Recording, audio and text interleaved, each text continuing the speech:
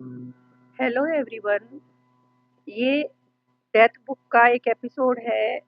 ये काफ़ी कंट्रोवर्शियल सा टॉपिक है, लेकिन आज इसको गुरु की दृष्टि से समझने की कोशिश करते हैं। The life of a ghost. Ghost क्या होते हैं?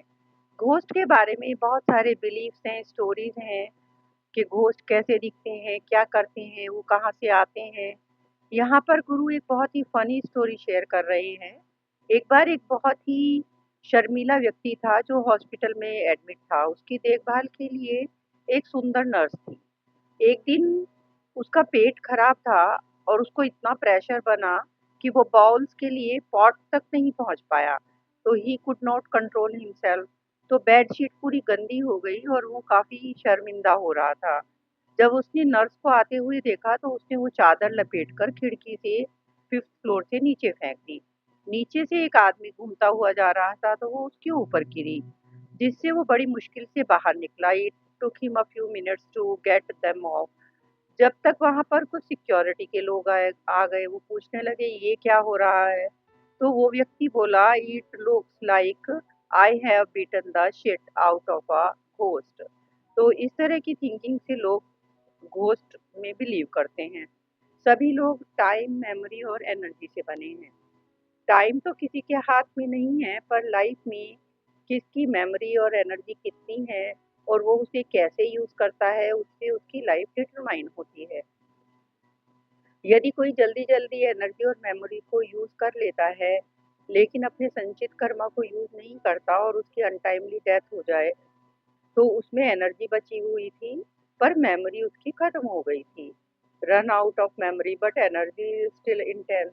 ही can either die or become vegetative. Vegetative means वो चल फिर नहीं सकता, सोच नहीं सकता, बोल नहीं सकता, बट जनरली वो मर जाएंगे क्योंकि मेमोरी नहीं है। However, if energy runs out and memory is still there, तो भी मर जाएंगे, पर वो एग्जिस्ट करेंगे घोस्ट के रूप में।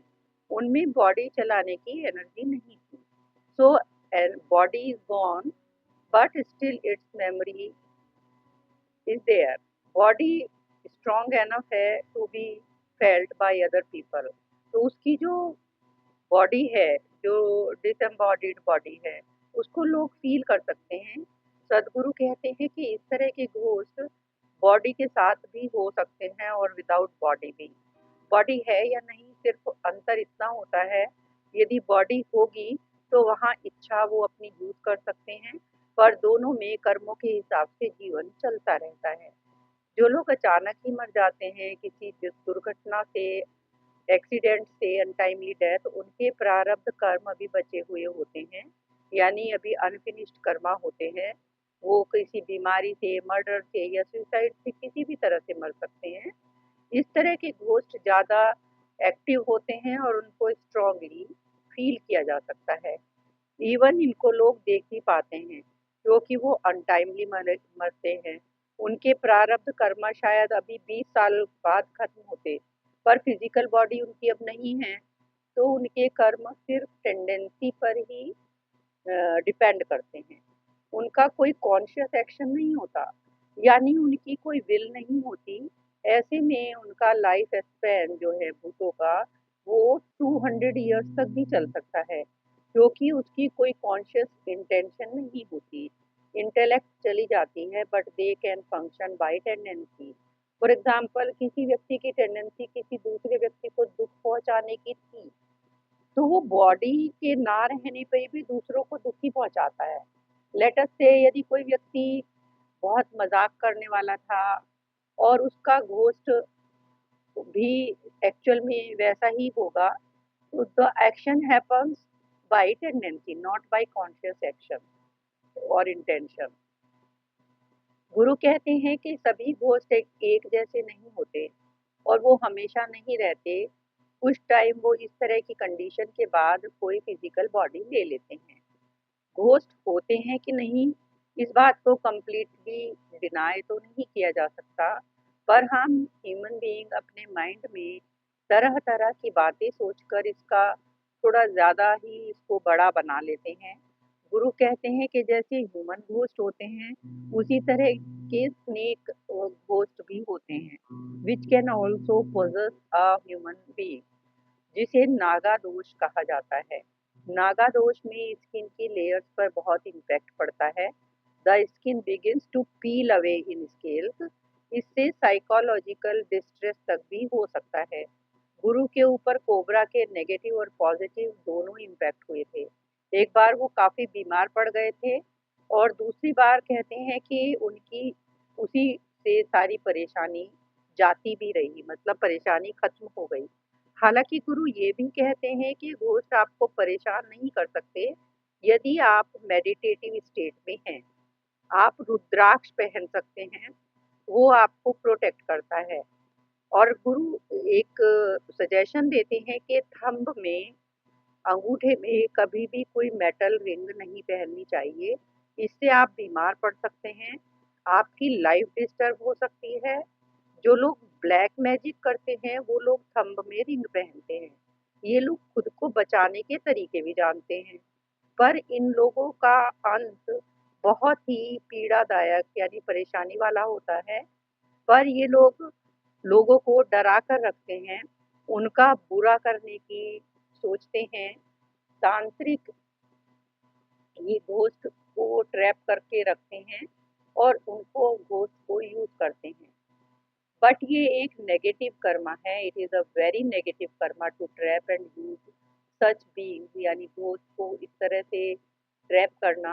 हालांकि घोस्ट भी अपनी इस स्थिति से मुक्ति चाहते हैं, whether they are aware of it और नॉट।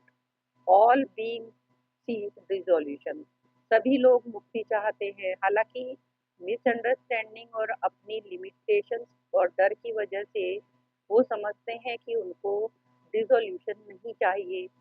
सदगुरु अपनी एक इवेंट एक घटना शेयर करते हैं। ध्यानालिंगा के कॉन्सिक्रेशन के समय, जब वो ध्यानालिंगा का पवित्रीकरण कर रहे थे, उस समय एक डिसएम्बॉडीड औरत, एक वुमेन, उनकी छत पे अक्सर रहती थी।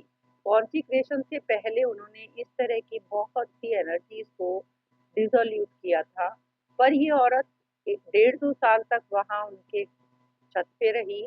She was in a state of desire. इस तरह की आत्माओं में जजमेंट की पावर नहीं होती है। They just have a longing.